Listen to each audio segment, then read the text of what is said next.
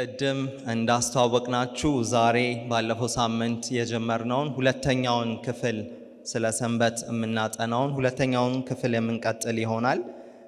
የዛሬውን እንዲሁም ያለፈውን ሳምንት የተዘጋጀውን ፕሮግራም እንደዚሁም ደግሞ ከዚህ በፊት በሼህ ዘከሪያ እና በአድቬንቲስት በኢትዮጵያ አገባብ ሴሚናር ተዘጋጅቶ ነበርና እነዚህም ፕሮግራሞች ያዘጋጀው የፍኖተ ብርሃንና አገልግሎት ነው።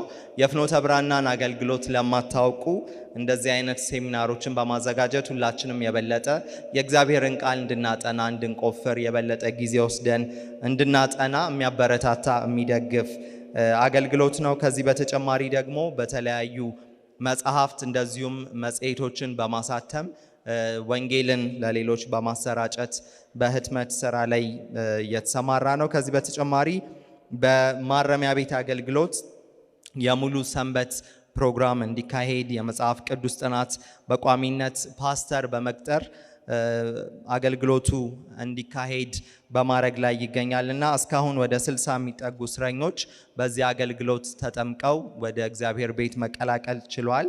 ስለዚህም አገልግሎት እግዚአብሔርን እጅግ አድርገን እናመሰግነዋለን። አሁንም ደግሞ በዛ በማረሚያ ቤት አገልግሎት ብዙዎች እንደዚሁ የእግዚአብሔርን ቃል እያጠኑ የጥምቀት ትምህርትም እየተማሩ ይገኛሉና እዛ በቋሚነት የሚያገለግልም ፓስተር ለመቅጠር ተችሏል። ከዚህ በተጨማሪ እንደዚሁም ከእናታቸው ጋር ለታሰሩ የሴት ታራሚ ልጆች መዋለ ሕፃናትና ማስተማሪያ በቅርቡ ተከፍቶ እንደዚሁ በዛው ማረሚያ ቤት አገልግሎት እየሰጠ ይገኛል። ባለሙያ መምህር በቋሚነት ለመቅጠርም የተለያዩ ነገሮችን በማሟላት ላይ እንገኛለን። መጽሐፍት፣ መጽሔት እንደዚሁም ወጣቶችን በማስተማር ወንጌልን ለሌሎች ለማዳረስ የሚያገለግል አገልግሎት ነውና ሁላችሁም ስለ ፍኖተ ብርሃንና አገልግሎት በጸሎት እንድትደግፉ በቻላችሁትም ሁሉ በጸሎት እንድታስቡን እንድትደግፉን አደራ እንላችኋለን። ዛሬ ባለፈው ሳምንት የጀመርነው ስለ ሰንበት የሁለተኛው ክፍል ይሆናል። ስለዚህ በዚህ ክፍል የመጀመሪያውን 30 እስከ 40 ደቂቃ ወንድማችን ፋንታውን ስለ ሰንበት በታሪክ ሂደት ውስጥ የነበረውን ሂደት ያስቃኘናል። ከዛ በኋላ የውይይት ጊዜ ይኖረናል። ያለፈውም ሳምንት የተነሱ ጥያቄዎችን አንድ ላይ አድርገን የውይይት ጊዜ ይኖረናል። ሁላችንም እግዚአብሔር እንዲያስተምረን በልባችን እንጸልይ። እግዚአብሔር ባርካችሁ።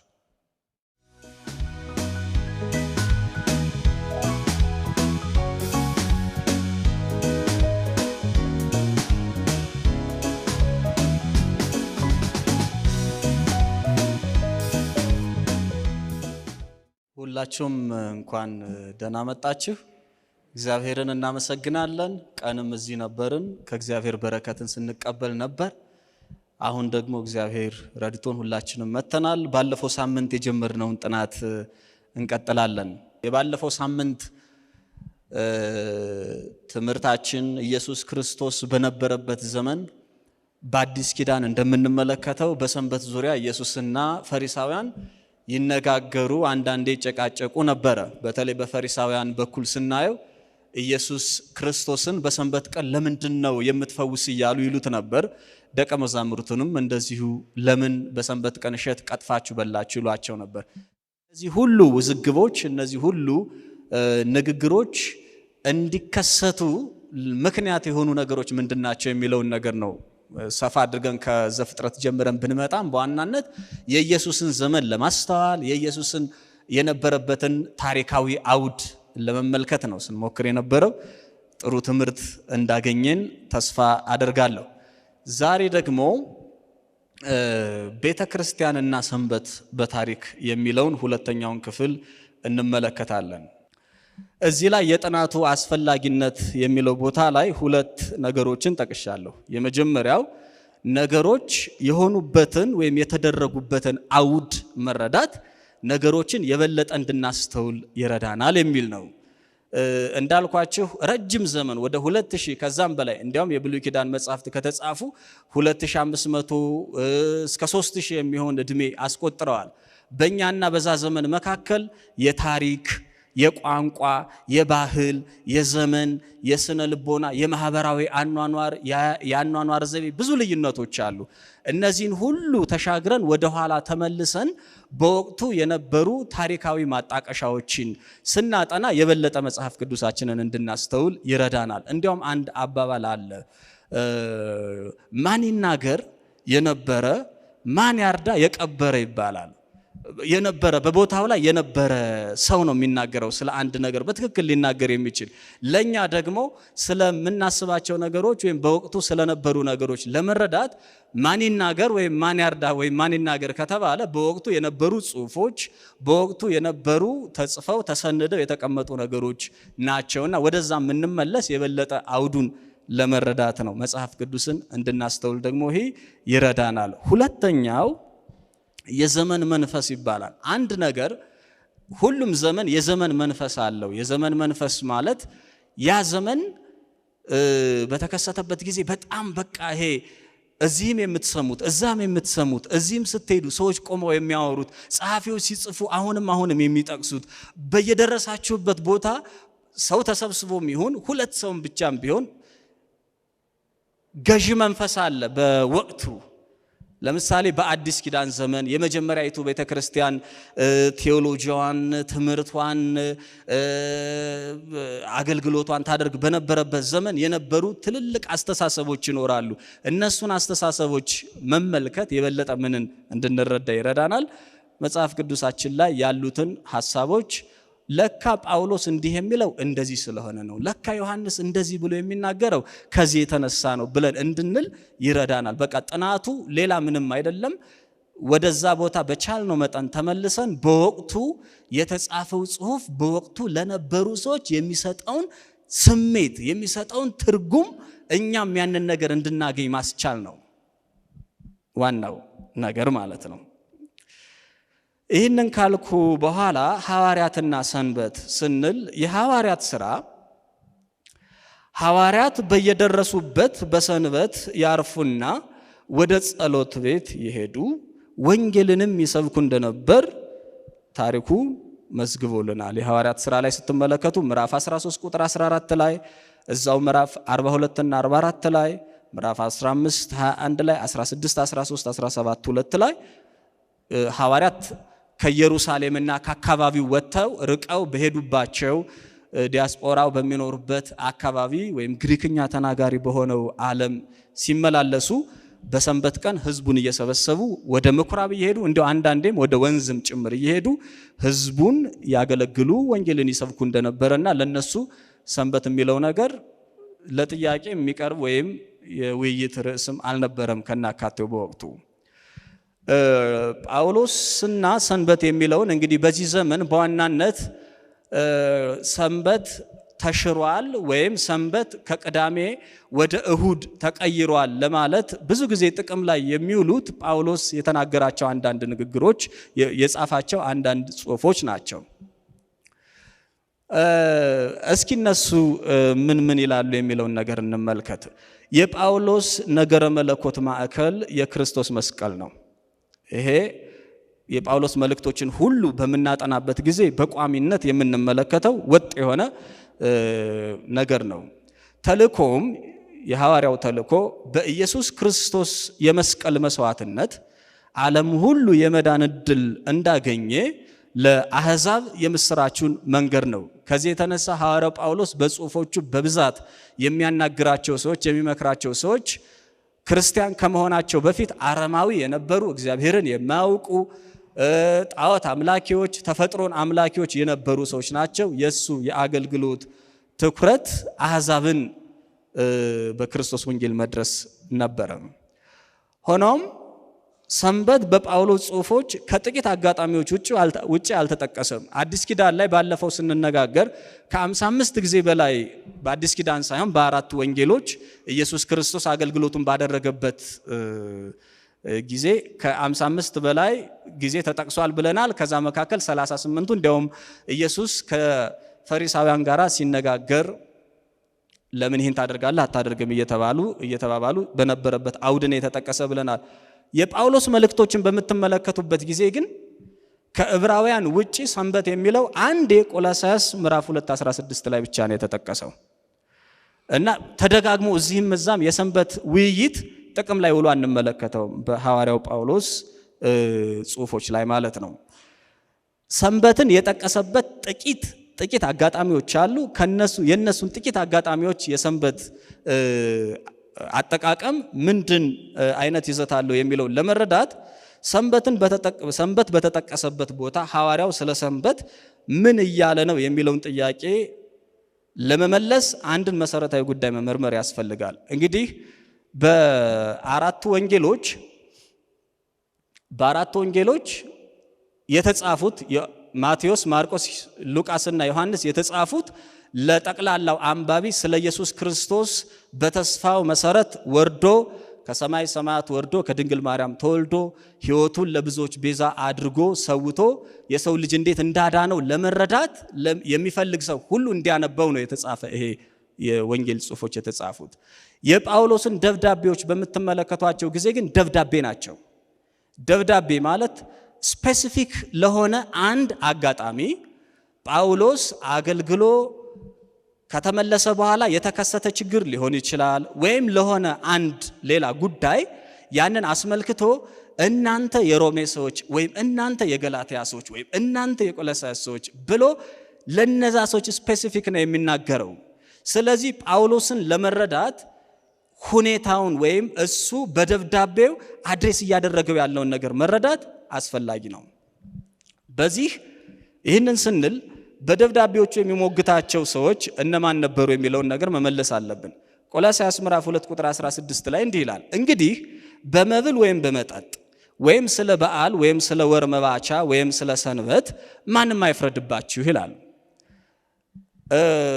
በቃ አሁን ሁለት አይነት አፈታት አለው በታሪክ እንግዲህ አንደኛው በቃ ይሄው ማንም አይፍረድባችሁ ብሏል እና በሰንበትን በመጠበቅ በመብል ወይም በወር መባቻ ወይም ስለ ሰንበት ማንም አይፍረድባችሁ ስለሚል ሰንበት አይመለከተኝም ለሚል አቋም እንደ መከራከሪያ ወይም እንደ ማስረጃ ይቀርባል ይሄኛው ጥቅስ። እኛ ደግሞ በብዛት ሊሆን ይችላል ግን እዚህ ላይ ሰንበት የሚለው ስለ ሰባተኛው ቀን ሰንበት ሳይሆን ስለ ሌላ ሰንበት ስለሚያመለክት እዚህ ላይ እንደዛ ቢልም እንኳን ሰንበትን ሰባተኛውን ቀን እየተናገረ ስላልሆነ እንደ ኢሹ ልንወስደው አንችልም የሚል ነገር እንናገራለን። እስኪ አንድ ነገር እንመልከት። የቆላስይስ መልእክት ላይ ይሄ ጥቅስ ለምን ገባ? በመጀመሪያ ቆላስይስ ምዕራፍ 2:16 ለምን ገባ? ማለት ይሄ ማንም አይፍረድባችሁ የሚለውን ነገር ጳውሎስ እንዲናገር ምክንያት የሆነው ነገር ምንድነው የሚለውን ነገር ለመረዳት ትንሽ ይህችን ነገር እንመልከት። የቆላስይስ መልእክት ኢየሱስ ክርስቶስን የፍጥረቱ ፈጣሪ የአጽናፈ ዓለሙ ፈጣሪ በክፉ ኃይሎች ላይ ድል ነሺ አድርጎ ያቀርበዋል። ፍጥረትን ሁሉ ወደ ነበረበት መመለስ ደግሞ የእግዚአብሔር ፕሮጀክት የመጨረሻ ግብ ሆኖ ቀርቧል በዚህ መጽሐፍ። ተመልከቱ። ይሄ መጽሐፍ በአጠቃላይ የሚናገረው ስለ ፍጥረትን ማዕከል አድርጎ በፍጥረት እግዚአብሔር የኋላ ኋላ በልጁ በክርስቶስ ኢየሱስ የፈጠረውን ዓለም እንደገና እንደሚመልሰው ነው። በቆላስይስ ጳውሎስ በደብዳቤው የሚሞግታቸው ሰዎች በገላትያው ደብዳቤ ከሚሞግታቸው ይለያሉ። ለምሳሌ በገላትያ ላይ ገላትያ በሚባል አካባቢ ጳውሎስ ሰብኮ ሲመለስ አንዳንድ ሰዎች ይመጡና ምን ይሉታል? ጳውሎስ የሰበካቸው ሰዎች ጳውሎስን አትስሙት፣ በመጀመሪያ እሱ ሐዋርያም አይደለምም፣ የሚያስተምረውም ትምህርት ያን ያክል መሰረት የለውም። ክርስቲያን ለመሆን ከፈለጋችሁ እናንተ አሕዛብ አይደላችሁ፣ በአይሁድ ስርዓት በእያንዳንዱ መስመር በመስመር መሄድ አለባችሁ። ስለዚህ ምን ማለት አለባችሁ? መገረዝ አለባችሁ። የአይሁድን እያንዳንዱን ሪቹዋል ምን ማለት አለባችሁ? መጠበቅ አለባችሁ ብለው ይሏቸዋል። ከዛ የተነሳ ጳውሎስ የነገራቸውን ያስተማራቸውን ነገር ትተው ሌላ መንገድ ሲሄዱ ያንን ነገር ጳውሎስ ለማቃናት የገላትያ ሰዎችን የይሁዲን እምነት እንዲከተሉ ከሚያደርጓቸው ሰዎች ለመጠበቅ ነው ደብዳቤውን የጻፈው።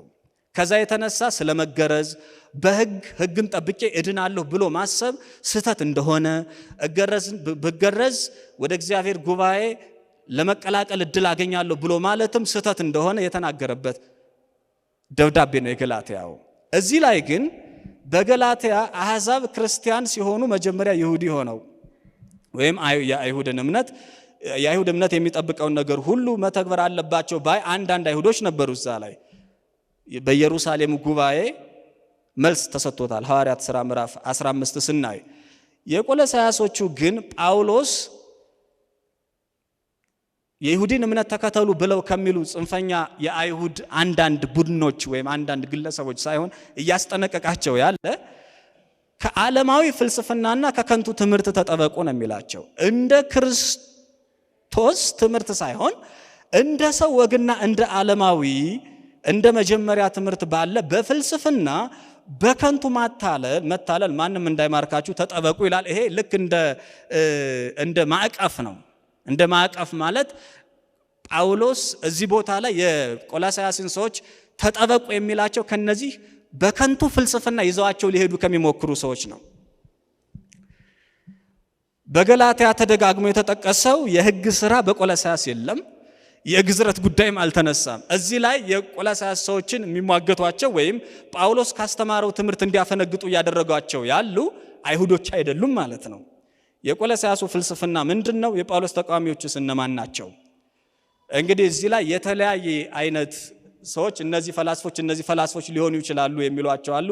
ኖስቲሲዝም የሚባል ፍልስፍና ለዛ ተከታዮች ሊሆኑ ይችላሉ። ፕላቶኒስቶችና ፓይታጎሪያን ሊሆኑ ይችላሉ። ሲኒኮች ሊሆኑ ይችላሉ። በአካባቢው የነበረ አገር በቀል ፍልስፍና ቀመስ እምነት ሊሆን ይችላል። ወይም የሆነ ቅይጥ ምን አይነት ከግሪክ ፍልስፍና ከአይሁድ እና ከክርስትና የተቀየጠ ብቻ ግን መሰረቱ ፍልስፍና የሆነ ላዩ መልኩ ሲታይ የአይሁድን የሚመስል አንዳንድ ፕራክቲስ ያለው ሊሆን ይችላል ይባላል። እነዚህ ሁሉ ግን እዚህ ላይ የጠቀስኳቸው ሰዎች ግን አንድ የሚስማሙበት ነገር ግን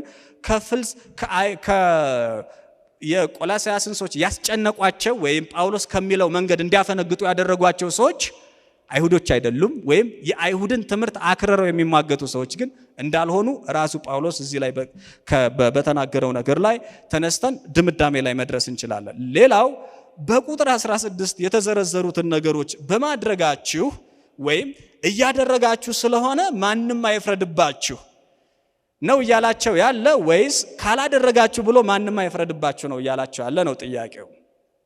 ይሄ መሰረታዊ ጥያቄ ነው። በወር መባቻ በሰንበትና በእንደዚህ አይነት በዓሎች ማንም አይፍረድባችሁ ብሎ ሲል እያደረጉ ሆነው ሰዎቹ ለምንድነው እሱን የምታደርጉ ብሎ ማንም አይፍረድባችሁ ነው እያላቸው ያለ ወይስ ከሌላ ቦታ መጥቶ ሳታደርጉ እያደረጉ ስላልሆነ ይህንን ነገር ለምን አታደርጉም ብሎ ነው እየወቀሳቸው ያለ የሚለውም ነገር ክሪቲካል ጥያቄ ነው። እዚህ ላይ ለምን እንደዛ የሚያንገላቷቸው የሚፈርዱባቸውና ጳውሎስ ከሚለው መንገድ እንዲያፈነግጡ የሚያደርጓቸው ሰዎች ይሁዲ ካልሆኑ ወይም የአይሁድን እምነት የሚከተሉ ከአካባቢው ምኩራብ የተነሱ ሰዎች ካልሆኑ እኛ ሂስቶሪካሊ ከምንረዳው ለየት ያለ ነገር ሊሆን ይችላል እዚህ ጋር ያለው ማለት ነው። እነዚህ ልምምዶች የጳውሎስ ተቃዋሚዎች ወይስ የቆሎሳያስ ክርስቲያኖች ልምምድ ነበሩ የሚለው የክርስቲያኖቹ ይመስላል ነው የሚባለው።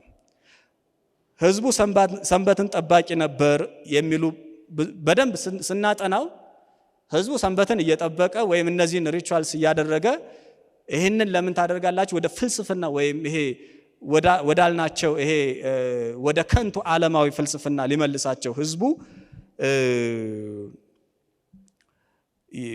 የሞከረበት አጋጣሚ ኖሮ ሊሆን ይችላል ጳውሎስ ይህንን ያለ የሚል ነገር አለው። ያም ሆነ ይህ ጳውሎስ እዚህ ላይ ግን ሰንበትን እየነቀፈ ግን አይደለም። አንድ ልንረዳው የሚገባ ነገር ማለት ነው። ጳውሎስ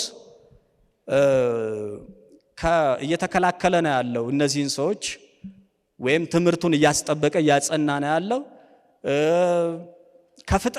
ስለ ፍጥረት የሚናገር መጽሐፍ ውስጥ ስለ ፍጥረት ስለ እግዚአብሔር ፈጣሪነት በልጁ በክርስቶስ ኢየሱስ ዓለምን እንዴት እንደፈጠረ የኋላ በልጁ ክርስቶስ በኢየሱስ ክርስቶስ ዓለምን እንዴት እንደሚጠቀልል በሚናገር መጽሐፍ ውስጥ ሰንበት ሲከሰት ከፍጥረት እንደማይነጠል አይተናል። የሐዋርያው ጳውሎስም ተመሳሳይ አቋም ነው እዚህ ላይ ያለው።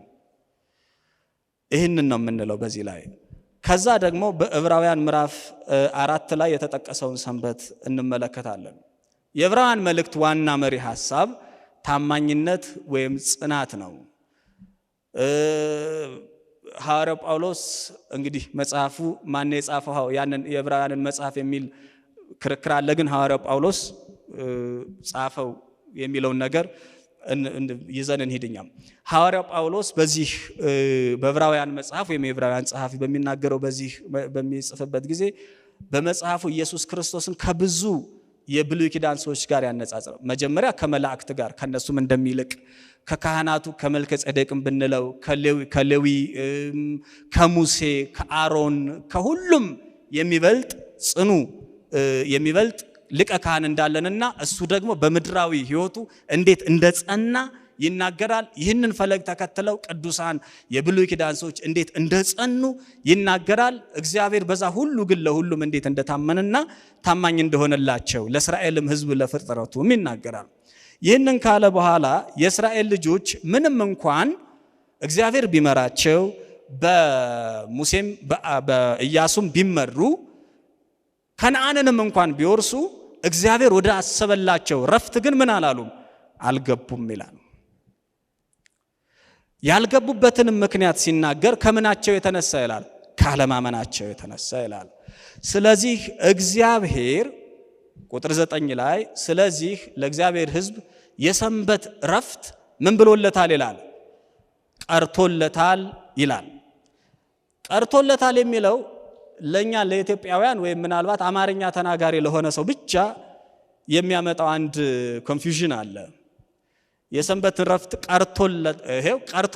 ቀርቷል ይባላል እኮ ስለዚህ ቀርቷል ማለት ነው ብለን እንተረጉማለን። አዲሱ መደበኛ ትርጉም ይህንን ነገር ግልጽ ለማድረግ ዕብራውያን ምዕራፍ 4 ቁጥር 9ን ምን ብሎ ነው የተረጎመው? ምን ይላል? ስለዚህ የሰንበት ረፍት ለእግዚአብሔር ሕዝብ ምን ብሎለታል ይላል ገና የሚል አስቀብቶበታል። ገና ቀርቶለታል፣ ተቀምጦለታል፣ ተርፎለታል፣ ገና ከፊት ለፊት ተቀምጦለታል ማለት ነው። አሁንም ቢሆን የእግዚአብሔር የሰንበት ረፍት ለእግዚአብሔር ሕዝብ ምን ብሎለታል አለለት እንደማለት ነው። ከዛ ቁጥር 10ም በዛው ላይ ቀጥሎ ምንድነው የሚለው? ምክንያቱም ወደ እግዚአብሔር ረፍት የሚገባ ሁሉ እግዚአብሔር ከስራው እንዳረፈ እርሱም ደግሞ ከስራው ምን ይላልና ያርፋልና ነው ብሎ የሚያስቀምጠው። ስለዚህ የሰንበት ረፍት በዚህም ቦታ ከእግዚአብሔር ፈጥሮ ማረፍ ጋር ተያይዞ ተገልጿል። ቁጥር 4 ላይም ቁጥር 10 ላይም እግዚአብሔር ዓለማትን ፈጥሮ እንዳረፈ ረፍትን እውነተኛ ረፍትንም ለእስራኤል ሕዝብ ሊሰጥ እንደፈለገ እንደሞከረ እነሱ ግን ካለማመናቸው የተነሳ ማረፍ እንዳልቻሉ ይናገርና መጨረሻ ላይ እናንተም አሁንም የሰንበት ረፍት ግን ምን ብሎላችኋል? ገና ተቀምጦላችኋል፣ ተርፎላችኋል እንደማለት ነው። እሱን ይላል መጨረሻ ላይ ይህንን ረፍት ደግሞ እንዴት እንደምንለማመድ ይናገራል። እግዚአብሔር ስራውን ሰርቶ እንዳረፈ እኛም እርሱን እና ፈለጉን ተከተለን ወደ እውነተኛው ረፍት እንድንገባ ምን ይለናል? ያደፋፍረናል። ስለዚህ የዕብራውያን መጽሐፍ ጥሪ ምንድነው የሚለው? ኑ እግዚአብሔር ወዳዘጋጀልን የሰንበት ረፍት ምን እንበል? እንግባ። ከእግዚአብሔር ጋር ምን እንበል? እንረፍ። እግዚአብሔር እንዳረፈ ከምንም በላይ ደግሞ እግዚአብሔር እንድናርፍ በወደደበት መንገድ ምን እንበል? እንረፍ የሚለውን ነገር ያስቀምጣል። አዲስ ኪዳን በአጠቃላይ ስለ ሰንበት ከብሉይ ኪዳን የተለየም ነገር የለውም። በሐዋርያትም በኢየሱስም የተለየ የምንመለከተው ነገር የለም። መጽሐፍ ቅዱስን ማስረጃ አድርጎ የሰንበትን መሻር ወይም መቅረት የሰንበትን ከቅዳሜ ወይም ከሰባተኛው ቀን ወደ መጀመሪያው ቀን መቀየር ለማስረዳት መሞከር እጅግ የማይቻል ነገር ነው። ቴክስቶቹ በአጠቃላይ የሚናገሩት ያየነውን ነገር ብቻ ነው። ወይም ሰንበት ለእግዚአብሔር ሕዝብ የተሰጠ የእረፍት፣ የተድላ፣ የሐሴት ሰዎች ከእግዚአብሔርና ከፈጣሪያቸው ከእግዚአብሔርና ከባልንጀሮቻቸው ጋር የሚደሰቱበት እውነተኛን ተድላ ደስታ የሚያዩበት ቀን እንደሆነ መጽሐፍ ቅዱሳችን እዚህም እዛም ይናገራል። አሁን በመጀመሪያው ክፍለ ዘመን ሐዋርያት አለፉ። 12ቱ ሐዋርያትም ጳውሎስም አለፈ። መጨረሻ የቤተ ክርስቲያን አባቶች ቤተ ክርስቲያኒቱን ለመምራት ከጀመሩበት ጊዜ ጀምሮ ግን አንዳንድ የምንመለከታቸው ከሰንበት ወደ እሁድ የማዝመም ነገሮች አሉ። እዚህ ላይ ከሰንበት ወደ እሁድ ከኒቂያ ጉባኤ በፊት በሚል ርዕስ ተቀምጠዋል። ከኒቂያ ጉባኤ በፊት የኒቂያ ጉባኤ በ3ኛው ክፍለ ዘመን አጼ ቆስጠንጢኖስ ከአረማዊነት ወደ ክርስትና ከተመለሰ በኋላ የተደረገ ትልቅ ጉባኤ ነው። ጉባኤው በኒቂያ የተደረገ ብዙ ኢሹዎችን ወይም ብዙ ዶክትሪናል የሆኑ ነገሮችን የወሰነና ከዛ በኋላ የቤተ ክርስቲያንን መልክ ያስያዘ ጉባኤ ነው የኒቂያ ጉባኤ። ከኒቂያ ጉባኤ በፊት በነበሩት ሐዋርያት ባልነበሩበት ወይም ሐዋርያት ሞተው የኒቂያ ጉባኤ እስኪደረግ ድረስ በነበረው ከ100 እስከ 325 ዓመተ ምህረት ድረስ በነበሩት ወደ 200 ዓመታት ገደማ ምንድን ነበረ የነበረው በሰንበት ዙሪያ የነበረው የቤተ ክርስቲያን አቋም የሚለውን ነው እዚህ ላይ ልንመለከት የምንሞክረው። ለምንድን ነው የኒቂያ ጉባኤ የምንለው? የኒቂያ ጉባኤ ላይ የእሁድ ሰንበትነት በይፋ ተቋማዊ የሆነበት ወይም የቤተ ክርስቲያን ምልክት ሆኖ የወጣበት ስለነበር ነው። ከዛ በፊትስ ምን አይነት ነገሮች አሉ? ከኒቂያ ጉባኤ በፊት የቤተ ክርስቲያን አባቶች በጻፏቸው መዛግብት እንደሚታየው የጥንቷ ቤተ ክርስቲያን ሰንበትን ወደ እሁድ ለመቀየር ሙከራዎች ታደርግ ነበር። የበለጠ ከስር ያሉትን ጥቅሶች ስናይ ግልጽ ያደርግልናል። ጀስቲን ማርታየር የሚባል ሰው በሁለተኛው ክፍለ ዘመን አጋማሽ እሁድ መሰብሰባችንን የምናደርግበት ዕለት ነው፣ ምክንያቱም ቀኑ የመጀመሪያ ቀን በእርሱም እግዚአብሔር ጨለማን ወደ ብርሃን የለወጠበት ወይም በጨለማና ቁስ የለውጥ ሥራ የሰራበት ዓለማትን የፈጠረበት እንዲሁም መድኃኒታችን ኢየሱስ ክርስቶስ ከሙታን የተነሳበት ስለመሆኑ ነው ብሎ ጽፏል። ይሄ ሁለተኛው ክፍለ ዘመን አጋማሽ ላይ ያለ ጽሑፍ ነው። ሌላው የኢግናቲየስ ደብዳቤ ለማግኔዥያንስ የጻፈው ማለት ነው። በጥንታዊ የነገሮች ስርዓት ያደጉ አሁን አዲስ ተስፋ ወደ ማግኘት መጥተዋል። ከዚህ በኋላ ሰንበትን ማረፍ ወይም መጠበቅ የለም፣ ይልቅስ በእርሱና በሞቱ ዳግም ሕይወታችንን ባገኘንበቱ በጌታ ቀን ማረፍ እንጂ ይላል። ለምንድን ነው ከሐዋርያት ቀጥለው የመጡ የቤተ ክርስቲያን መሪዎች በሰንበት ላይ ለዘብተኛ አቋም ያላቸው እንዲያው ምልፍ ሲል ወደ እሁድ ሰንበትነት የሚያዘሙት የሚለውን ነገር እንመልከት። በአንዴ ለምን ይሁሉ ተከሰተ? ዴቪድ ፍሉሰር የሚባል አንድ ትልቅ የአይሁድ ጸሐፊ እንደዚህ ይላል። ከመጀመሪያውም ግልጽ ነው ሰንበት የክርስቲያን የረፍት ቀን ሊሆን እንደማይችል። ያኔም በዛ ዘመንም ይሁን የመጀመሪያዊቱ ቤተክርስቲያን በተጠነሰሰችበት ይሁን ወይም ዛሬ የአይሁድ በሕግ ጸድቃለሁ ብሎ የማመን ዋናው ማሳያ ተደርጎ ተስሏልና ሰንበት። ይሄ ሚስኮንሰፕሽን አለ ከመጀመሪያ ጀምሮ። ሰንበትን የአይሁድ ሕዝብ በራሱ ትግልና በራሱ ሙከራ በእግዚአብሔር ፊት ጻድቅ ሆኖ ለመታየት የሚሞክርበት ሙከራ ማሳያ ተደርጎ ተስሏል በክርስቲያኖቹ ዘንድ መጀመሪያም ይላል። ይሄ ምክንያት እነዚህ አቋሞች እንዲከሰቱ ምክንያት የሆኑ ግን አንዳንድ ነገሮችን እንመልከት። ብዙ ጊዜ የማይዳሰሱ ብዙ ጊዜ የማይታዩ ግን ልብ ልንላቸው የሚገቡ። በመጀመሪያ ተመልከቱ፣ በአይሁድ ክርስቲያኖችና በአሕዛብ ክርስቲያኖች መካከል የተወሰነ ልዩነት ነበር ገና ከመጀመሪያ።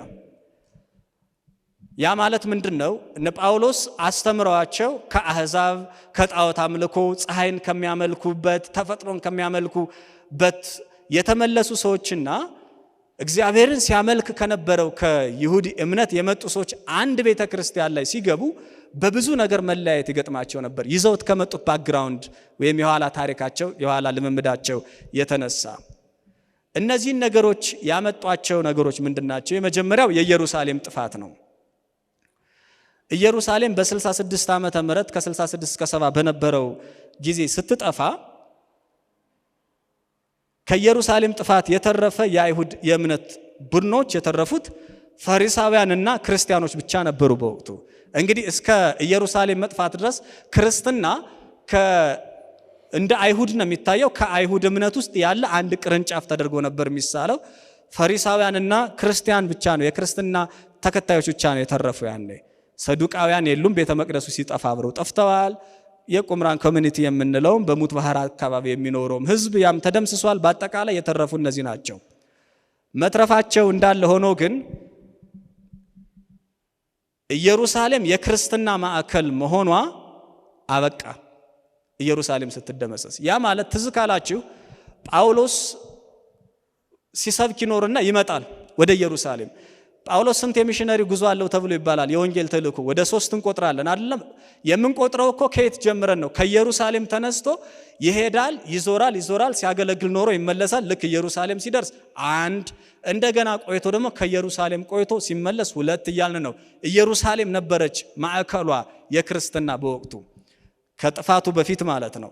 ማዕከሏ ኢየሩሳሌም ናት የሚለው ምንድነው? ዋና ሲግኒፊካንሱ ወይም ዋና አስፈላጊነቱ ጳውሎስና ሲላስ ሲሰብኩ ቆይተው ጳውሎስና በርናባስ ሲመጡ እንደዚህ አይነት ችግር ገጠመን ምን እናድርግ ተብሎ ሲባል የመጀመሪያው የኢየሩሳሌም ጉባኤ ተደረገ። የመጀመሪያውን የኢየሩሳሌም ጉባኤ የመሩት በዋናነት ያዕቆብ የጌታችን ኢየሱስ ወንድም ያዕቆብ፣ ከዛ ደግሞ ጴጥሮስ ሆነው ጉዳዩ አሕዛብ ክርስቲያን እንዲሆኑ ይሰበካል። የሆነ ጉዳይ ሲገጥማቸው የወንጌል ሰባኪዎች ይመጣሉ ወደ ኢየሩሳሌም ይመጡና ምን ያደርጋሉ? የገጠማቸውን ነገር ይናገራሉ። ከዛ በኋላ ኢየሩሳሌም ላይ ያለው የቤተ ክርስቲያኒቱ አመራር ምን ያደርጋል? ነገሩን ከመጽሐፍ ቅዱስ አንጻር ያይና ውሳኔ ይሰጣል። ኢየሩሳሌም ከጠፋችና ከተበታተነ ማዕከሉ ወደ አሕዛብ ምድር ከሄደ በኋላ ግን ጉዳይ እንኳን ቢኖር የሚመለከቱት አሕዛብ ክርስቲያኖች ናቸው። በዋናነት አሕዛብ ክርስቲያኖች ናቸው ወይም ከባዕድ አምልኮ ከጣዖት አምልኮ የተመለሱ ክርስቲያኖች ናቸው። በአይሁድና በክርስትና መካከል ያለው ግንኙነትም ሌላ ቅርጽ አግኝቷል። ከዚህ በኋላ ከኢየሩሳሌሙ ጥፋት በኋላ ያው አይሁድ ለነጻነት ይታገላል፣ ሮም ደግሞ አንድ አድርጋ ዓለምን ለመግዛት ትሞክራለች። በዛ መካከል በአይሁድ ክርስቲያኖችና ሮማዊ በሆኑ ክርስቲያኖች አሕዛብ በሆኑ ክርስቲያኖች መካከል ብዙ መቃቃር ነበረ በመካከል። ይሄ ከቤተ ክርስቲያን አመሰራረት ጊዜ ጀምሮ ብዙ ተጽዕኖ ይዞ የመጣ ነው። ለምሳሌ ይሄን ካየን በኋላ ሁለተኛው ደግሞ የባር ኮክባው ጦርነት በ70 ዓመተ ምህረት ኢየሩሳሌም ከጠፋች በኋላ እንደገና ደግሞ ለሁለተኛ ጊዜ የእስራኤል ሕዝብ ወይም የአይሁድ ሕዝብ አመጽ በ132 እና እስከ 135 ባለው በሮም ፊት አይሁድ መሆን እንዲሁም የአይሁድ እምነት መገለጫዎችን ማሳየት ዋጋ የሚያስከፍል የሆነበት ዘመን መጣ። ከዛ በኋላ ክርስትና እስከ 70 ዓመተ ምህረት ድረስ እንደምንድን ነበር የሚታየው? እንደ አይሁድ ነበር የሚታየው። አይሁድ ደግሞ በሮማውያን ዘንድ የተመዘገበ ወይም ፈቃድ ያለው ሃይማኖት ነበረ። መጨረሻ ላይ ከ70 ዓመተ ምህረት በኋላ ክርስቲያኖች ከሮማውያን ጋር ብቻ ሳይሆን ከአይሁድ ጋራም ብዙ ግጭት ገጠማቸው።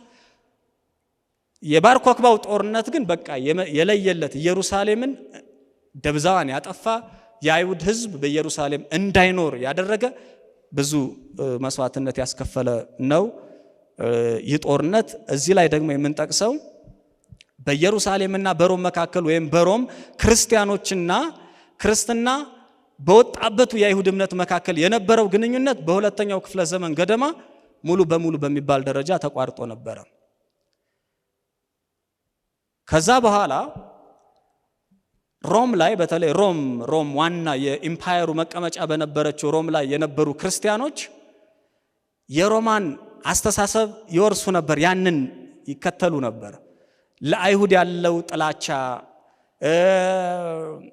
በቃ የገነገነ ያደገ ሲመጣ አይሁድና ክርስትና የተራራቁ፣ አይሁድና ክርስትና ብቻ ሳይሆን ከይሁዲ እምነት የመጡ ክርስቲያኖችም ከአሕዛብ ከመጡት ክርስቲያኖች ጋር እየተለያዩ አይሁድ የሚመስሉ ነገሮች በሙሉ ከቤተ ክርስቲያን እየተራገፉ እየወጡ መጨረሻ ላይ በሁለተኛው ክፍለ ዘመን ወይም ይህ ወደ እሁድ ማዝመም ተጀመረበት በምንለው ክፍለ ዘመን ከሞላ ጎደል በኢየሩሳሌምና በሮም መካከል ግንኙነት አልነበረም። ይህ ሲባል በክርስቲያን አይሁዶችና በአሕዛብ ክርስቲያኖች መካከል የነበረው ግንኙነትም ከሞላ ጎደል አልነበረም ማለት ይቻላል። ከዛ የተነሳ ሳሙኤል ባኪዮኪ የሚባል አንድ ጸሐፊ የሱ መጽሐፍ ነው ይሄኛውን ከኒቂያ በፊት የነበረውን ዘመን ለመረዳት በጣም የሚያስችል የእሁድ ሰንበትነት የመነጨው ከኢየሩሳሌም አይሁድ ክርስቲያኖች ሳይሆን ከሮም አሕዛብ ክርስቲያኖች ነበር ይላል። በኋላ ክርስትና በየቦታው ተስፋፋ፣ ማዕከሉ ኢየሩሳሌም መሆኑ ቀርቷል። በቤተ ክርስቲያን ውስጥ ያሉ አይሁድ ክርስቲያኖች ቁጥራቸው እያነሰ መሪዎቹ መስራቾቹ እነሱ ናቸው። በኋላ ግን የቤተ ክርስቲያን አባቶች ብዙዎቹ ግሪኮች፣ ብዙዎቹ ሮማውያን፣ ብዙዎቹ የኋላ ታሪካቸው መጽሐፍ ቅዱስን የሚያስታውስ ያልሆነ በጣም ሩቅ የሆኑ ክርስቲያኖች ቤተ ክርስቲያኗን ያዟት። ያኔ ነው ቀስ እያለ አይሁድንም በመጥላት ሁለተኛ የራሳቸውም ልማድ እየገፋፋቸው ቀስ እያሉ ወዴት ሄዱ? ወደ እሁድ ሰንበትነት ያዘነበሉ። ጸሐፊዎቻቸውም ይህንን ነገር ነው የሚያንጸባርቁ። መጨረሻ ላይ በኒቂያ ጉባኤ ታተመ ነገሩ። ይህ እስኪሆን ድረስ ግን በሮም የነበሩ ክርስቲያኖች ናቸው በዋናነት ሰንበትን የእሁድን ሰንበትነት ያቀነቅኑ ወይም ይዘውት የነበረ እንጂ በሌላ አካባቢ የነበሩ ጽሑፎችን ብትመለከቱ ግን አይሁድን የአይሁድ ማንነትን የመጥላት መጨረሻ ላይ ቤተ ክርስቲያን ውስጥ አንድ ሰው ክርስቲያን የሚባል አይሁድን የማይመስል ከሆነ ነው። እንዲያውም አንድ ሰው እውነተኛ ክርስቲያን ነው ወይስ እውነተኛ ክርስቲያን አይደለም ብሎ ለመፈተን በዚህ ዘመን የአሳማ ስጋ ነበር ይቀርብለት የነበረው። የአሳማ ስጋ ሲቀርብለት ግጥም አድርጎ ከበላ እውነተኛ ክርስቲያን ነው፣ ካልበላ ግን አይሁድ ነው ማለት ነው። ወይም ከአይሁድ ጋር የሆነ ነገር ንክኪ ነበረው አለው ማለት ነው። ቼክ ይደረጋል። ሰውየው ሰንበትን የሚጠብቅ ከሆነ እውነተኛ ክርስቲያን አይደለም፣ አይሁድ ነው። መገረዝ አለመገረዙ ይታያል። ተገርዞ ከሆነ አይሁድ ነው። በቃ እነዚህ ነገሮች ትዝ ካላችሁ የአንጢዮከስ ኤፒፋነስ ግሪኮች ይዘውት የመጡት ፖሊሲ ማሳያዎች ነበሩ። ግን በቤተ ክርስቲያን በኩልም ለረጅም ዘመናት ቀጥለዋል። ይሄ አይሁድን ከመሸሽ ወይም ክርስትና የወጣበትን እምነት እንዲሸሽ ከመፈለግ የራሱን የሆነ የተለየ ሮማዊ ወይም ግሪካዊ የሆነ ማንነት እንዲይዝ ስለተሰራ ነው የእሁድ ሰንበትነት ቀስ እያለ የወጣው እንጂ መጽሐፍ ቅዱሳዊ መሰረት ወይም ኢየሱስ ከተናገረው ሐዋርያትም ከተናገሩት ላይ የሚመሰረት አይደለም። ይህ ከሆነ በኋላ ለዘመናት የምዕራብ ዓለም ክርስትና በዋናነት ሰንበት የሚለውን ነገር ከአይሁድ ጋር ለጥፎት ቸክም አላደረገው። በሪፎርሜሽኑ ጊዜ የተወሰነ ነገር ለማንሳት ተሞክሮ ነበረ። ግን እዛ ላይም ያን ያክል ቸክ ለማድረግ ብዙም አልሞከሩም ማለት ይቻላል በደንብ ካየ ነው። ይህንን ካልን አሁን አጠር አድርገን ደግሞ በኢትዮጵያ ሰንበት እንዴት ነበር የሚለውን ነገር እንመለከታለን። ከጥንት ጀምሮ እዚህ ላይ ሰፋ ያለ አንድ ጥቅስ ወስጃለሁ። የኢትዮጵያን የክርስትና ባህል የተመለከተ ሰው ሕዝቡ እውነትም በአይሁዳዊ ሃይማኖት ይኖር እንደነበረ ይጠረጥራል። የኢትዮጵያ ክርስቲያኖች እንደ አይሁድ ይገዘራሉ። እንደ አይሁድ የሚበላና የማይበላ ስጋ ወይም ኮሸር ይለያሉ። እንደ አይሁድ ቅዳሜን ከአርብ ምሽት ጀምረው ያከብራሉ። ራሱ አርብ የሚለው ቃል ከስር በደንብ ተብራርቷል። አርብ የሚለው ቃል የይሁዲነት ታሪክ ሳይኖረው አይቀርም። የቀናቱ ስም እሁድ አንደኛ፣ ሰኑይ ሁለተኛ፣ ሰሉስ ሶስተኛ፣ ረቡዕ አራተኛ፣ ሐሙስ አምስተኛ እያለ ሄዶ የሚቀጥለውን ቀን ሰዱስ ወይም ስድስተኛ በማለት ፋንታ አርብ አለው። አርብ የጀንበር መጥለቅን ያመለክታል። ምዕራብ ወይም ዩሮፕ የሚሉ ቃላት አርበ መሸ፣ ጀንበር ጠለቀች ከሚለው ከጥንቱ ሴማዊ ግስ የመጡ ናቸው። ስድስተኛው ቀን አርብ የተባለው ቅዳሜ የምትከበርበት ምሽት ስለሆነ ነው። የግዕዙን ማርቆስ ምዕራፍ 10 ይሄን ተመልከት ይላሉ። ቀጥሎ የሚመጣው ሰባተኛው ቀንም ሰቡዕ በመባል ፈንታ ሰቡዕ ሰባት በመባል ፈንታ ሰንበት ተብሏል። አይሁድ ሻባት እንደሚሉት ቅዳሜ ቀዳሚት ሰንበት ለሰባተኛው ቀን የሰጧቸው ስያሜዎች በኋላ እሁድ በሰንበትነት መከበር ስትጀምር የቀድሞዋ ሰንበት ለማለት ታስቦ ነው። የእሁድ መከበር ከመጀመሩ በፊትም በኋላም ለብዙ ጊዜ ሰንበት የሚለው ስም የቅዳሜ ብቻ መጠሪያ ነበር ይላሉ ፕሮፌሰር ጌታቸው ኃይሌ። ይሄ በኢትዮጵያ ታሪክ እንግዲህ ባህሉ ራሱ ይሄ ለምሳሌ የቀናቱን ስም ስትመለከቱ በኢንዶ ኢሮፒያን ቋንቋዎች በዚህ በምዕራቡ ዓለም ቋንቋዎች የሆነ የጣዖት አምልኮ ስያሜ ነው። ሰኞም፣ ማክሰኞም፣ ሮብም፣ ቅዳሜም፣ እሁድም የገሌ ቀን የገሌ ቀን የገሌ ቀን ነው የሚለው። እነዚህን ሴማውያን ቋንቋዎች በምትመለከቱበት ግን ሲቀዱ መጀመሪያ ሲጀመር ጀምሮ ከፍጥረት ጋር የተገናኙ ናቸው። መጽሐፍ ቅዱስ አንደኛ ቀን፣ ሁለተኛ ቀን፣ ሶስተኛ ቀን እያለ እንደሚሄደው እዚህ ቦታ ላይ በግዕዝም የግዕዙን ቀን ነው እዚህ ላይ የተመለከትነው። በሂብሩም እንደዛ ነው። የቀን አቆጣጠሩም ሁሉም ነገር ከዛ ጋር የሚነጠል አይደለም። አርብ የሚለው ትኩረቴን ስቦታል በግሌ። አርብ የሚለው ቃል የሰንበት መቀበያ፣ ድራረ ሰንበት፣ ዋዜማ፣ ቅበላ ማለት ነው ይላሉ ታላቁ አለቃ ኪዳነ ወልድ ክፍሌ። ኦገስት ዲልመን ታዋቂ ጀርመናዊ የኢትዮጵያ ጽሑፎች አጥኚ ነው። የሰንበት መጠበቂያ ይላታል። ፕሮፌሰር ጌታቸው ኃይሌ እንዲያውም እነርሱ አይሁድ ማለት ነው ስድስተኛውን ቀን ስድስተኛ ቀን ሲሉት እኛ ግን የሰንበት መቀበያ ዋዜማ አልነው ብለዋል። ከዚህ የተነሳ ከአይሁድስ እኛ የተሻለ ዕብራዊ ነን ይላሉ ፕሮፌሰር። ይሄ ከመጀመሪያ ጀምሮ የኢትዮጵያ ቤተክርስቲያን ሰንበት ቅዳሜ መሆኑን አረጋግጣ በተግባርም በትምህርትም በሁለቱም አጽንታ የኖረች ቤተክርስቲያን ነች። ከብዙ የምዕራቡም የምስራቁም ቤተክርስቲያን የተለየ የቅዱሳት መጻሕፍት አተረጓጎም ዘዴ ወይም ንባብ አላትና በቤተክርስቲያኗ ታሪክ የቅዳሜ ሰንበትነት ጥያቄ ውስጥ የወደቀባቸው ዘመናት ግን ነበሩ፣ መረሳት የሌለበት። አንደኛው በ13ኛውና በ14ኛው ክፍለ ዘመን ቤተክርስቲያንን ከሁለት ከፍሎ የነበረው የቅዳሜ ሰንበትን ጥያቄ የቅዳሜ ሰንበትነትን ጥያቄ በ1452 ዓመተ ምህረት ደብረ ምጥማቅ ላይ በአጼ ዘርዓ ያዕቆብ መሪነት ተዘግቷል። ፕሮፌሰር ታደሰ ታምራት በዚህ ላይ በጣም ብዙ ጥልቅ ጥናቶችን አድርገዋል። እንደዚህ ብለው ነው የሚናገሩ። ብዙ ጊዜ ጫና የሚመጣው የኢትዮጵያ ቤተክርስቲያን ለምንድን ነው እንደ አይሁድ ሰንበትን የምትጠብቀው የሚል ጫና የሚመጣው ከውጭ ነው፣ ከውስጥ አይደለም። እዚህ ላይ በዋናነት ጫና ይመጣ የነበረው ከእስክንድሪያ ተሾመው ከሚመጡ የቤተክርስቲያኒቱ መሪዎች ነበረ። ሆኖም መጨረሻ ላይ መጽሐፍት ተነበው የቅዳሜን ሰንበትነት ነቢያት አልሻሩት፣ ሐዋርያት አልሻሩት፣ እኛ ምን አይነት ስልጣን ኖሮን ነው የምንሽረው ብለው በአጼ ዘርዓ ያዕቆብ አማካኝነት ደብረ ምጥማቅ ላይ በ1452 እንዲዘጋ ያ ፋይል ተደርጓል። አጼ ዘርዓ ያዕቆብ ስለ ሰንበት መጽሐፈ ብርሃን የሚል መጽሐፍ ጽፈዋል። በጣም ሰፊ ሀተታ ስለ ሰንበት የያዘ መጽሐፉ እንደ አይሁድ የሚሽና የሰንበት ሕጎች የዛሬ ሳምንት ስንነጋገር ትዝ ካላችሁ 41 የሰንበት ዝርዝር ሕጎችን የያዘ ነው።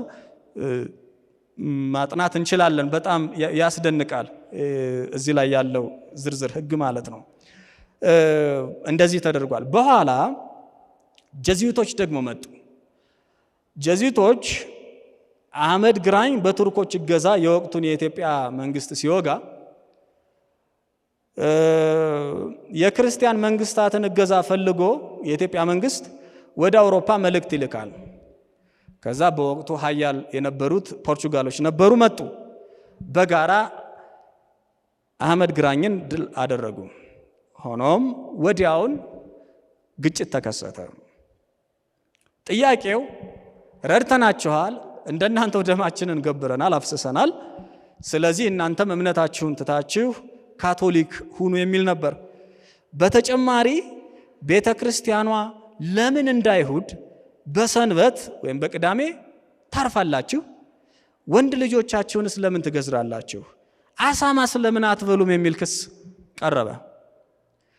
ይሄ እነዚህ ነገሮች ከአንጢዮከስ ኤጲፋነስ ዘመን ጀምረው ልክ ጎን ለጎን የሚሄዱ ናቸው። አንጢዮከስ ኤጲፋነስ አይሁድን እንደዚህ ያለው የመጀመሪያዎቹ አሕዛብ ክርስቲያኖች አይሁድ ክርስቲያኖችን ወይም አይሁድ ከአይሁድ ጋር ይመሳሰሉ የሚሏቸውን ክርስቲያኖች አደረጉ። ለዘመናት እንደዚሁ ነው የዘለቀው። እንዲያውም ይሄ ዘመን 16ኛው ክፍለ ዘመን ብዙ ነገሮች የተስተናገዱበት ክፍለ ዘመን ነበር።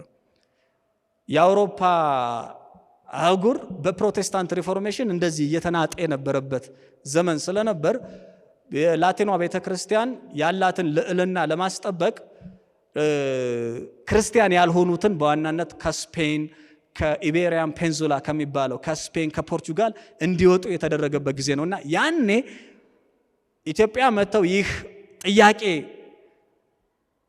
ሲቀርብ በነበረበት በዛው ዘመን እነዚህ ሶስት ጥያቄዎች በዛ በአውሮፓ የሚጠየቁ ነበር። ሰንበት ትጠብቃለህ? አዎ። ተገዝራል? አዎ። አሳማ አትበላም? አዎ። አንተማ አይሁድ ነህ፣ ውጣ። ልክ እንደዚህ እንደ ሊትመስ ወረቀት አይነት ማለት ነው። ሰውን እውነተኛ ክርስቲያን ነው ክርስቲያን አይደለም ተብሎ የሚለይባቸው መለያዎች ሆነዋል። የሚገርመው ግን ትሬስ ስናረጋቸው ምንጫቸውን ሄደው ከሄለናይዜሽን ወይም ከነዚህ ከአንጢዮኮስ ኤፒፋነስ አይሁድን ባህሉን፣ ቋንቋውን፣ እምነቱን ስለ እግዚአብሔር ያለውን አመለካከት ለማስጣል ከመሞከር ከዛ ነው እንግዲህ ምንጫቸው የሚገኘው። ከዛስ አጼ ገላውዲዮስ በወቅቱ ለጥያቄዎቹ መልስ የሰጡበት የአጼ ገላውዲዮስ የእምነት መግለጫ ወይም ደብዳቤ አዘጋጁ። ይህ ደብዳቤ አጭር ነው፣ ግን የያዘው ቁም ነገር እጅግ አስደናቂ ነው። ኤድዋርድ ሉንዶልፍ በቅርቡ ደግሞ ዶክተር ሰሎሞን ገብረየስ አትመውታል። በደንብ ተንትነው በተለይ ዶክተር ሰሎሞን ገብረየስ ያተመው ጽሁፍ እንዴት በወቅቱ የነበሩ ክርስቲያኖች ሰንበትን እንዴት ያዩት እንደነበረ፣ እንዴት በቅድስና ይጠበቅ እንደነበረና እነዚህ ነገሮች ደግሞ ሰንበት እንደዛ ቫልዩ እንዲደረግ ምክንያት የሆኑ ጥቅሶች ደግሞ ከየአካባቢው ስነ ጽሁፎቹን የዳሰሰበት ነው። ንጉሱ የጻፉት የእምነት መግለጫ ለሰንበት ረፍት የሰጠው ምክንያት መጽሐፍ ቅዱሳዊ ነው፣ ለጀዚዩቶቹ ማለት ነው። ሰንበትን መጠበቃችንን በተመለከተ እንደ አይሁድ አይደለም የምንጠብቀው በተለየ መንገድ እንጂ ነው የሚሉት። አይሁድ ሰንበትን ሲጠብቅ አይላወስም፣ በቀን ውሃ ይጠጡ፣ ውሃ ይቀዱ፣ መንገድ አይሄዱ፣ አይንቀሳቀሱ፣ እንደዛ ብለው ነው የሚጠብቁት። እኛ ግን ስንጠብቀው መጽሐፍ ቅዱስ ባዘዘን መሰረት እንዴት ብለን ነው ቅዱስ ቁርባን እየወሰድን በዚህና በዛ መልክ ነው የምንጠብቀው ብለው ያስቀምጣሉ። ስላጠባበቃቸው እንጂ ሰንበት ይሄ ነው በሚለው ጉዳይ አይደለም የተነጋገሩት ወይም ደብዳቤ የሚናገረው። እንደ አይሁድ አትበሉን፣ እኛ እንደ አይሁድ አይደለም የምንጠብቀው ነው፣ እንጠብቀዋለን ግን በራሳችን መንገድ ነው ልዩነቱ። ይሄ ክርክር ትዝ ካላችሁ በኢየሱስ ዘመንም ነበረ። ብዙ ሰንበትን የሚያርፉበት የተለያየ መንገድ የነበራቸው ቡድኖች ነበሩ። ማዕከላዊ ጥያቄው ሰንበትን እንዴት እናሳልፍ፣ በሰንበት ቀን ምን ስናደርግ እንዋል የሚል ነበረ። በሰንበት አስፈላጊነትና በሰንበት በዛ ቀን ነው ረፍት ያለው ወይስ በሌላ ቀን በሚል ጥያቄ ዙሪያ አይደለም ግን ይነጋገሩ ነበር። እዚህም ላይ አጼ ገላውዲዮስ የሰጡት መልስ ይህ ነበረ። ይህን አደረጉ። ያው ታሪኩን ስንከተል መጨረሻ ላይ ያው የሁለቱ ግንኙነት በግጭት ነው የተጠናቀቀው። የኢትዮጵያ ቤተክርስቲያን ግን በጽሁፍ ደረጃ በመርህ ደረጃ ሁሌም በሚባል ደረጃ የምትከራከርበት አንድ መከራከሪያ ነጥብ አለ። ነቢያትም አልቀየሩት፣ ሐዋርያትም አልቀየሩት፣ አባቶቻችንም አልቀየሩት፣ እኛ እንዴት ብለን የሚል ነው። ይሄ ለብዙ ክርስቲያኖች የሚቻል አይደለም። ግን እግዚአብሔር በኢትዮጵያ ክርስቲያኖች ዘንድ እንደዚህ አይነት እውነቶችን ከነ ዶክመንቶቹ ጠብቆ አኑሮልናል። እግዚአብሔር ለዚህ እናመሰግናለን። የመጨረሻው የሰባተኛው ቀን አድቬንቲስት ቤተክርስቲያን ልዩ የሰንበት አረዳድ ይላል። በዘመኑ መጨረሻ እግዚአብሔር እውነትን ለመግለጥ እንደገና የቤተክርስቲያናችንን አስነስቷል። ሰንበት የእግዚአብሔር ሉዓላዊነት፣ ፈጣሪነት ሕያው ምስክር ነው ብላ ታምናለች ቤተክርስቲያናችን። ይሄ መጽሐፍ ቅዱስም አጽንቶ የሚናገረው ነው። ሰንበትን ከምን ልንነጥለው አንችልም ብለናል። ከፍጥረት ልንነጥለው አንችልም። የሰባተኛ ቀን አድቬንቲስት ቤተክርስቲያን ከሌላው በተለየ ደግሞ ሰንበት ከፍጥረት ብቻ ሳይሆን በመድኃኒታችን ኢየሱስ ክርስቶስ ከተፈጸመው ድህነት ጋራም የሚነጣጠል ነገር አይደለም። ይሄ ነው እንግዲህ ከአይሁድ አንድ እርምጃ ወይም ከአይሁድ አንድ ደረጃ ደግሞ የኛ ቤተክርስቲያን ያራመደው ሰንበትን ማለት ነው። ይሄ ብቻ አይደለም። ሰንበት ከፍጥረት ወይም ነገሮች ሁሉ ከመነጩበት ከፍጥረት ጋር ብቻ ሳይሆን ነገሮች ሁሉ እንደገና ከሚፈጠሩበት እግዚአብሔር ዓለማትን እንደገና ከሚጠቀልልበት በልጁ በኢየሱስ ክርስቶስ ምጽአት እግዚአብሔር ዓለማትን እንደገና ሲዋጃቸውና ወደ ነበሩበት ሲመልስ በምድር ታሪክ መዝጊያ ላይም ለእግዚአብሔር የመገዛትና የመለየት የማንነት ማሳያ ወይም ምልክት ማህተም ነው ብላ የሰባተኛ ቀን አድቬንቲስት ቤተክርስቲያን ቅዱሳት መጻሕፍት ከሚያዙት ወይም ከሚናገሩት ነገር ላይ ተነስታ ምን ትላለች? ታስተምራለች። እንዲያው ከበረታንና በደንብ ካስተማርን የኛ ቤተክርስቲያን ትምህርት ሁሉን ነገር የሚዋጅ ነው። በተለይ ስለ ሰንበት እግዚአብሔር ሁሌም ፈጣሪ፣ ሁሌም አዳኝ፣ ሁሌም ባለቤት፣ ሁሌም ሉዓላዊ ነው። ምስክር አለ። ከፍጥረት ልንነጣጠል አንችልም። እግዚአብሔር ፈጣሪ እሱ ብቻ ነው፣ የህይወት ሁሉ ምንጭ፣ ዘላለማዊነትን የሚሰጥ እግዚአብሔር የፈጠረው ፍጥረት ሲጠፋበት እንደገና ለመዋጀት ደግሞ የሄደውን ርቀት እስከ ሞት በቀራንዮ መስቀል በልጁ እስኪሞት ድረስ በልጁ አማካኝነት እስኪሞት ድረስ የሄደበትንም ርቀት የምናሳይበት የምናረጋግጥበት በቀኑ መጨረሻ ደግሞ እግዚአብሔር ብቻ አምላክ፣ እግዚአብሔር ብቻ አዳኝ፣ እግዚአብሔር ብቻ ሉዓላዊ፣ እግዚአብሔር ብቻ የዩኒቨርስ ባለቤት መሆኑን የምናረጋግጥበት የምልክት አድርገን እናያለን። ይህ ትልቅ ነገር ነው። እግዚአብሔርን እናመሰግናለን። የዛሬው ክፍል እዚህ ላይ ተጠናቋል። ባለፈው በዛሬ ሳምንቱ ክፍልም በዛሬውም ክፍል ጥያቄዎች ካሏችሁ ጥያቄዎቻችሁ ላይ እንነጋገራለን። በጽሞናና በትጋት ስለተከታተላችሁ እግዚአብሔር ይባርካችሁ።